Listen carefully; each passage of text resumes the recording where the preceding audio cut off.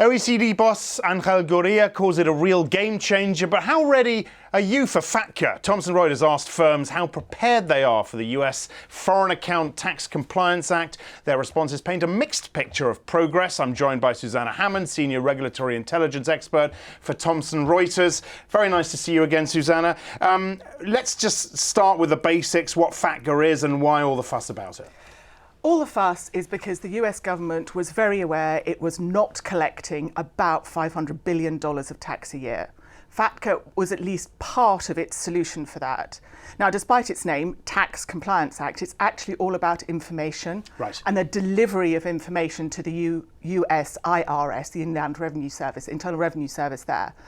And what it expects, why the fuss with FATCA is it's totally extraterritorial. Yes, so it is the US imposing its... Across the world. Exactly. Yeah. Information requirements on everybody else, literally everybody else. So if you are a bank in Italy or an asset manager in China, you are expected to tell the US IRS about US citizens, US assets, US monies held. That's a big obligation. How do these intergovernmental agreements, which are being signed, make things easier for firms? Because they're supposed to make things easier, right, on paper. Well, yes, they do. They do on a lot of levels, but as with all these things, there is a catch. The intergovernmental agreements, there are two main types, Model 1, Model 2. They were really driven and designed because if firms chose to comply with FATCA, it was entirely possible they would have then been in breach of their local rules, particularly data protection. So damned if you do, damned if you don't. So the IGAs were built so that there was a mechanism for firms to get the information to the US authorities, but without breaching local rules. Now, each country that has signed the Model 1 or Model 2, they're slightly different. So whilst, yes, you do have a safe harbour from breaching the rules, if you are a truly international firm, you have to keep track of each IGA in each jurisdiction, stay in touch with how they change, understand how in each country the information requirements are different. Hugely costly, hugely time consuming. Very complex as well. Yeah. Well, I mentioned the OECD at the top. How does the OECD's new standard for the automatic exchange of information, of tax information, or will that replace FATCA? It's entirely possible it will, but not anytime soon.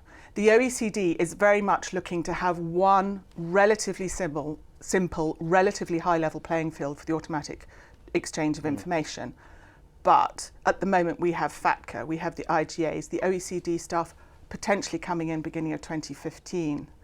At the moment we will have all three systems running at once, unless and until the US in particular gets itself very comfortable with the level of information the OECD's very good guidance says firms are going to have to comply with absolutely everything.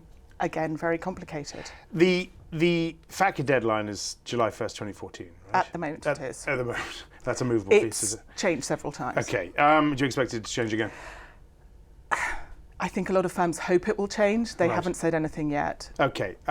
What are the risks for firms in the run-up to that deadline, assuming it's July 1st? Assuming it is July 1st, I think one of the things is sheer capacity risk. The firms still have not got everything in place because the US IRS still has not finally said in absolute precise detail all the things that are needed. The other element is that IGAs are being signed all the time. There's only 19 Model 1 IGAs. The Model 1s are where there is a reciprocal element. So US banks, for instance, have to tell the UK authorities about UK citizens. You can imagine how much fun the US banks are having with that. But they are still signing them. But I mean, considering all the countries in the world, as of right now, there's only 22 signed IGAs. Right. It's going to be very interesting to see. So right up until 1st of July, it's entirely possible firms are aiming at a moving target. And then even after 1st of July, it's still a moving target. So it's best efforts and any chance of firms trying to future-proof, so they only have to really change once, that is going to be really tough. We will no doubt revisit this again at a later date. I think we might, yes. And talk about the new deadline. And the new rules. And the new rules. All right, Susannah, very good to see you again. Susannah Hammond of Thomson Reuters. More risk interviews available on our website, excelis.com. I'm Axel Threlfall. This is Reuters.